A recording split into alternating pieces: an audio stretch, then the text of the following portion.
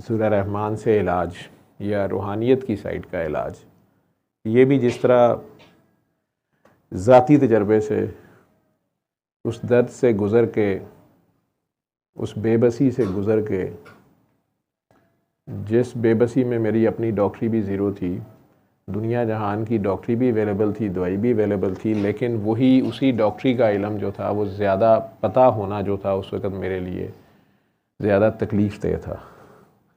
मेरे पे किसी घर वाले की, बाहर वाले की तसल्ली भी काम नहीं आनी थी, क्योंकि मेरा इल्म मेरे पास उनसे ज़्यादा था और मुझे पता था कि ये तीनों बीमारियों का इलाज है ही नहीं है। जिस सिचुएशन में मैं हूँ इसका इलाज नहीं है, ना मेरे पास, ना दुनिया में मौजूद किसी इंसान के पास, ना किसी एलोपैथी, होम्योपैथी, हिकमत, जो भी तरीका इलाज मेरे तक, मेरी इस्तिताअत में थे, मेरी पहुँच में थे, मेरे इल्म में थे, उनमें कम से कम नहीं था। जब बाबा जी सैयद मखदूम सफदर अली बुखारी साहब या पीर काकी ताड़, मतलब ढूंढा भी, मिले भी तो कहाँ मिले, हीरा मंडी जैसी बदनामे ज़माना जगह से पीर काकी ताड़ का ख़िताब लेके एक तमाशा दुनिया का, एक मजाक, एक तमस्कर था उनके नाम के साथ जुड़ा हुआ, उनके साथ बैठना या उनके साथ एसोसिएट होना, उनके साथ चलना भी लोगों के नज़दीक जो था वो एक ठीक ठाक इम्तिहान था, एक गाली या एक बदनामी का बायस था कि पता नहीं इसके साथ वाले भी कैसे हैं। और उस सारे के बावजूद अल्लाह ने उनके पैगाम शिफा से मुझे अगर शिफायाब किया, मेरा दरमा किया, मेरे घर वालों का दुख दरमा किया, जो भी जिस सिचुएशन में मेरी फैमिली थी और हम सब थे, कुछ को पता था, कुछ को पता भी नहीं था, कुछ बच्चे अब बड़े हो गए, जवान हो गए, उन्हें भी नहीं पता। तो ये एक तरीका इलाज या पैगाम शिफा उनके हुक्म के मुताबिक, उनसे किए वादे के मुताबिक बता रहा हूँ। उसमें कई बार बहुत ही अजीब व गरीब किस्म के रिज़ल्ट आ जाते हैं, हैरान कुन रिज़ल्ट आते हैं। या जिस तरह वो ख़ातून पिछली बार कह गई कि मैंने बिस्किट खिला दिया बेटे को, अब सारा हफ्ता मुझे फ़ोन आते रहे, डॉक्टर साहब के बिस्किट चाहिए। तो इसी तरह और भी कई बार आप लोग कहते हैं ये सब आप लोगों का हुस्न नज़र है या हुस्न ज़न है या आपका प्यार है या कोइंसिडेंसेस हैं, ना मुझे छुपने की ज़रूरत है। मेरी जो औकात है, अगर मेरा इख्तियार चलता हो, मेरी मर्ज़ी चलती हो, मैं कम से कम फ़लस्तीन में, कश्मीर में, पाकिस्तान में तो अपनी मर्ज़ी चला लूँ। जहाँ पे कहीं नाहक खून हो रहा है, किसी मज़लूम का खून बह रहा है, या जिस तरह ये बच्ची चीख रही है, मेरी ज़िंदगी की मैक्सिमम ज़ोर अगर किसी चीज़ पे, मैंने अगर दुआ की भी है, मैं बहुत कम दुआ करी, ये मेरी निकली हुई है, मैंने अल्लाह से गिड़गिड़ाया भी हूँ, मुझे पता है कि वो अपनी मर्ज़ी के सिवा नहीं करता। हर चीज़ का एक वक्त मुकर्रर होता है, उस वक्त तक आप चीख के पहुँचें या सब्र से पहुँचें, किसी भी तरह उसको फ़र्क नहीं पड़ता, हमें पड़ता है। सब्र उसकी अदा को मानने का नाम है। अभी नहीं किसी ने कहा जे सोना मेरे दुखा च राजी तो मैं चूल्हे पावा सुखा, ये किसी ने कहा है, पता नहीं कैसे कह दिया। कौन दुखों पे राज़ी होता है? कौन सुखों को चूल्हे में डालता है और चूल्हे पे डालने में तैयार होगा? लेकिन जिस किसी ने कहा है उसने किया है, कर दिखाया है, राज़ी व रज़ा हुआ है, तो ये फ़िक्रा आज तक हमारे तक पहुंचा है। ये किसी का चूँकि प्रैक्टिकल है तो उसके मुंह से निकले हुए लफ्ज़ ये अनमिट हैं। हम जैसों के लिए वो दोहराने में, शेर व शायरी में, बात करने में, कहने में, समझाने में आसान है, लेकिन ये जिसके ऊपर बीती है, जिसकी ये जग बीती नहीं हड बीती है, ये उसके कहने पे ये बात चलती है आगे।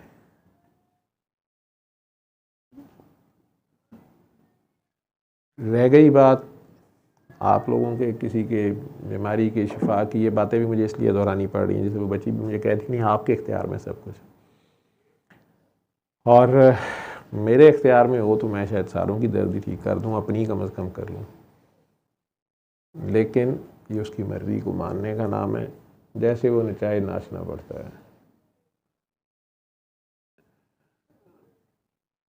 ये सारी बात भी आज इसलिए फिर करनी पड़ रही है कि आप में से कुछ लोगों के फिर फरमाइशी फ़ोन का, सारों के दरमियान में भी फ़ोन, एक चीज़ ज़िद बार बार चलती है कि हमें आने दें, वहाँ आने दें, वहाँ आने दें, अपने आप से मिलने दें, घर का पता दे दें, हॉस्पिटल का दे दें, क्लिनिक पे आके ज़बरदस्ती बैठ जाना। रात को मुझे 3-3 4-4 बज जाते हैं। वो 8-10 मरीज़ मैंने रोज़ी रोटी कमानी है, उन पे भी घंटा घंटा लग जाता है। वो करते हुए एडिशनल फिर 2-4 का जिन्हें पता चल गया वहाँ आज ना, नहीं जी आप हमारी बात, 2 मिनट की बात है, वो कभी भी 2 मिनट की बात नहीं होती, ठीक है। या मुझे इस तरह से तंग करना रातों को फ़ोन करके, या कि मेरे मुंह से कोई बात निकल जाए, इनका काम हो जाए, सर आप कह देना हो जाएगा। और यार मेरे कह देने से, मैं कह देने से हो तो मैं तो या अल्लाह सारे खैर कर दे, उसकी मर्ज़ी चलती है, उसके लिए मसला कोई नहीं है। सारों के लिए खैर कर देना, सारों को अमीर कर देना, सारों के दरमा ठीक कर देना। हम जो जुल्म उसके बाद कमाना शुरू करेंगे आपको अंदाज़ा नहीं है, और एक दूसरे के साथ ही करेंगे, उसको फ़र्क नहीं पड़ता। ये जो छोटी छोटी मुताजियाँ ना एक दूसरे की, ये एक दूसरे के ऊपर जो हम डिपेंडेंट हैं, ये जो कल्ला कोई प्रधान नहीं है, ये बहुत बड़ी नेमत है। नहीं तो हम ऐसे फ़िरौन बन जाएं और अपने आप को ही खा जाएं, अपने ही सत्यानाश कर लें। ये उसकी मेहरबानी है। हमें आजिज़ी किसी न किसी तरह करनी पड़ी जाती है, सीखनी पड़ी जाती है, तो कुछ इंसानियत, कुछ बंदगी का हक अदा हो जाता है। तो शाह साहब मुझे फ़ोन करके कह रहे थे कि आप इंसानियत की बका की जंग लड़ रहे हैं। बहुत बड़े फ़िक्र थे। मैंने कहा मुझे तो जी इंसानियत का ही नहीं पता, बका का भी नहीं पता। कराची से थे, कहने के नहीं, आप कोशिश कर रहे हैं कि दुनिया में कोई इंसान रह जाए, उनका उसने नज़र है। लेकिन अल्लाह ने इंसान बना के भेजे हैं 8 अरब इंसान, तो आखिर ये क्यों नहीं इंसान रहते? हमें उसने यही चेक करने भेजा है। शायद हमारे लिए यही इम्तिहान होता है कि हम इंसान रहते हैं कि नहीं रहते, अशरफुल मखलूक़ात, या हम बाकी मखलूक के पीछे भागते रहते हैं, मट्टी के पीछे, दौलत, पैसा, हीरे जवाहरात, सोना चांदी, शोहरत, ताकत, उसके बुत बनाते हैं, उसके ग़ुलाम बनते हैं। किसी इंसान के इश्क़ मजाजी और इश्क़ हकीकी कहते हमें माफ़ी ले दें अल्लाह से। हमारे वालिद साहब तो ज़बरदस्ती हमें ये सब सबक सिखाते थे जवानी में, तो वो इश्क़ हकीकी समझाते थे और इश्क़ हकीकी कहानी सुनाते थे, और हम यही शो करते थे कि हम इश्क़ हकीकी में हैं, लेकिन हम इश्क़ मजाजी के मज़े लूट रहे होते थे। हमारे तसव्वुर में कोई और होता। अल्लाह जाने, मुझे तो उनकी बात समझ नहीं आई, लेकिन बड़ा प्यारा सा एतराफ़ था इस उम्र में, 70-80 साल की उम्र में।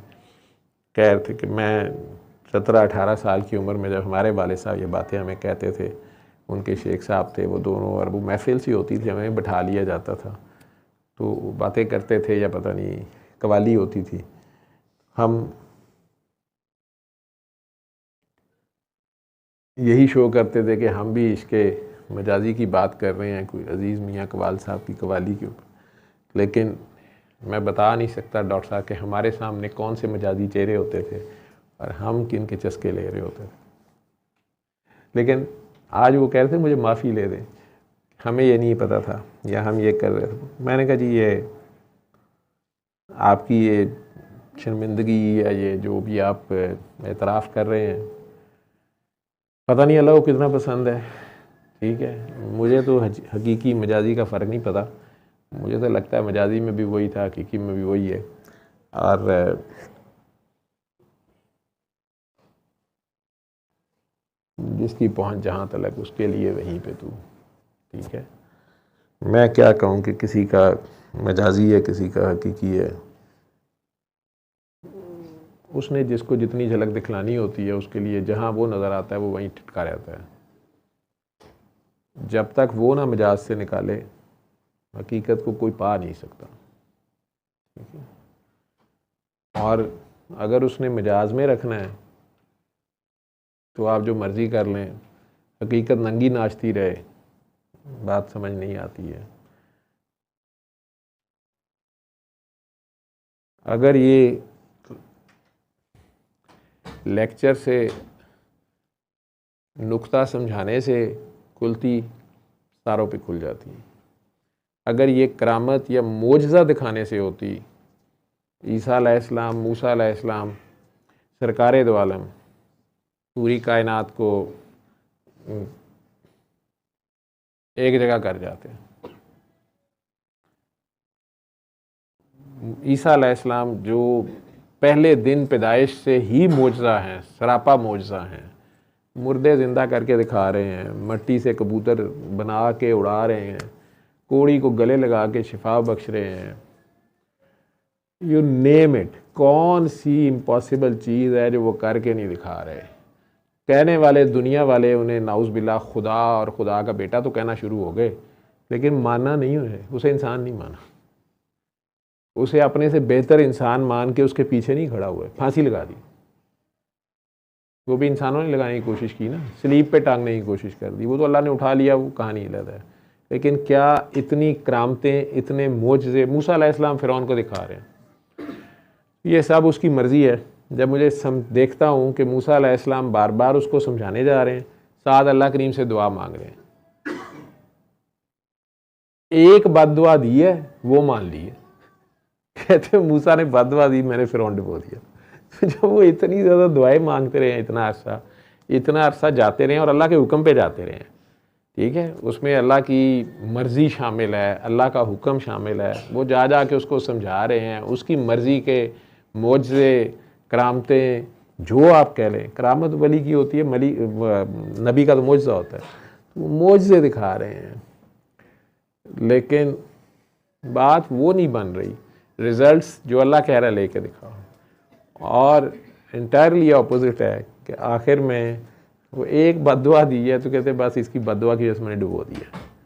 इतनी दुआएं जो इतने साल, पता नहीं 20 साल हैं, 40 साल हैं, 30 साल हैं। तो बहरहाल ये उस रब करीम की अपनी हिकमतें हैं, उसके अपने राज हैं। वो चाहे तो मिनट में सब कुछ ठीक कर दे, ना चाहे तो वो किसी की दर्द को ठीक नहीं करने देता। ये उसके इख्तियार में है, मेरे इख्तियार में तो कम अज़ कम मैं तो नहीं मानता। आप में से किसी के है, हो सकता है हो, करामते हो, मैं साफ कह रहा हूँ नहीं है, मेरे तो नहीं है। उसी के आगे पेश होना पड़ता है, उसी के आगे ख़ुद को ज़ीरो करना पड़ता है, सरेंडर करना पड़ता है, जिस तरह वो चाहे। फिर भी आपकी मर्ज़ी के रिज़ल्ट्स मिलते हैं, नहीं मिलते ही नहीं, आप जो मर्ज़ी कर लें। ये ज़िंदगी इस दुनिया में कंटिन्यूस ये एक टेस्ट है और एक ख्वाब भी है। ये इसको हम जितना हकीकत समझते जाते हैं, इसमें कोशिश करनी है, इल्म भी हासिल करना है, तरक्कियाँ भी करनी है। ये नहीं हाथ पे हाथ रख के बैठे रहें। आपने अपनी वक़ार कायम रखने के लिए, अपनी तरक्की के लिए, इस दुनिया में गुजारा करने के लिए आपने हर किस्म का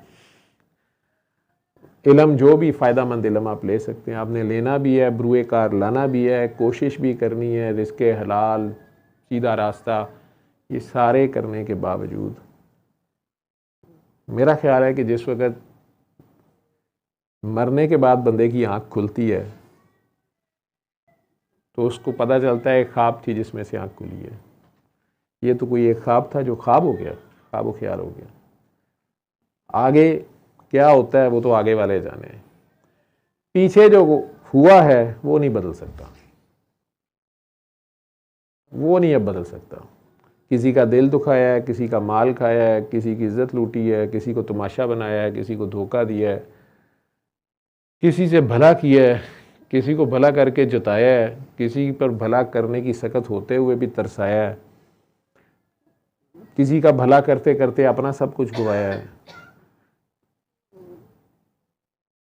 और कहीं अपनी ख्वाहिश के पीछे भागते भागते ईमान तक गवाया। ये सब जो भी हो गया वो नहीं रिवर्स होता। आगे जाके बंदा पीछे ना आया है, ना उसमें से किसी चीज़ को ठीक करने की, करेक्ट करने की, आगे पीछे करने की गुंजाइश है। ये जो आखिरी सांस चल रही है, जो अचानक पता नहीं चलता, स्विच ऑफ होता है तो फिर कभी नहीं चलती। आप जो मर्ज़ी कर लें, डॉक्टर जो मर्ज़ी कर लें, जितना मर्ज़ी दुनिया का पैसा लगा लें, जो मर्ज़ी कर लें। अभी कल एक साहब बड़ी अहम पोस्ट से रिटायर हुए, दुनिया में उनके उस ओहदे की मौत हो गई। आप उसी वक़्त देख लें दुनिया क्या कर रही थी, और वो कितने बेबस थे। और एक दिन, और लोगों ने 12 बजे तक इंतज़ार किया, उसके बाद भी जो भी हुआ ये एक कहानी है। वो कितने सही और गलत हैं ये रब जानता है, मैं नहीं कहता, मैं नहीं किसी को जज करता। लेकिन ज़ाहिरी तौर पे जो कुछ भी था, मेजॉरिटी का उसके ऊपर जो रिएक्शन है, जो भी उन्होंने किया, और जो उन्हीं के साथ जो कोई कभी उनकी वाह करते थे, कभी उनको तनकीद भी करते थे, लेकिन उसके बावजूद दुनिया ने उस ओहदे की मौत होते साथ उनका जो हिसाब किताब शुरू किया है वो आगे आप देख लेंगे। उन्होंने जो पीछे किया वो पछताते रहे, उसे रिवर्स नहीं कर सकते, वो उसको नहीं अब चेंज कर सकेंगे। वो हिस्ट्री का, तारीख का हिस्सा बन गया। ठीक है,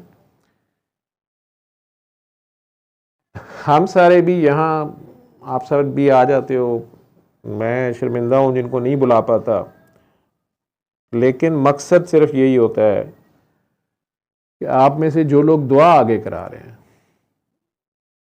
वो अगर सीख रहे हैं कुछ, या उनके सामने कोई डिफ़िकल्ट केस आता है या डिफरेंट केस आता है, वो आगे अगर करा सकते हैं। चंद एक ऐसे हैं जिनकी रूहानी कैफियत ऐसी हैं कि वो कहते हैं मुझे सुकून मिलता आके।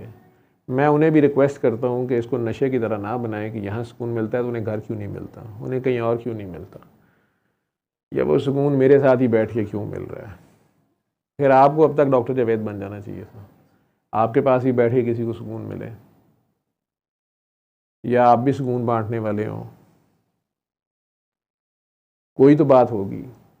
मेरे पास अगर आप कह रहे हैं कोई राज है, मेरा खुदा गवाह है कि नहीं है, मुझे झूठ बोलने की ज़रूरत नहीं है। मुझे तो जो थोड़ा बहुत भी पता था मैंने तो इतना बढ़ा के खोल के बयान किया, सिर्फ उस एक मैसेज की खातिर, पैगाम शिफा की खातिर।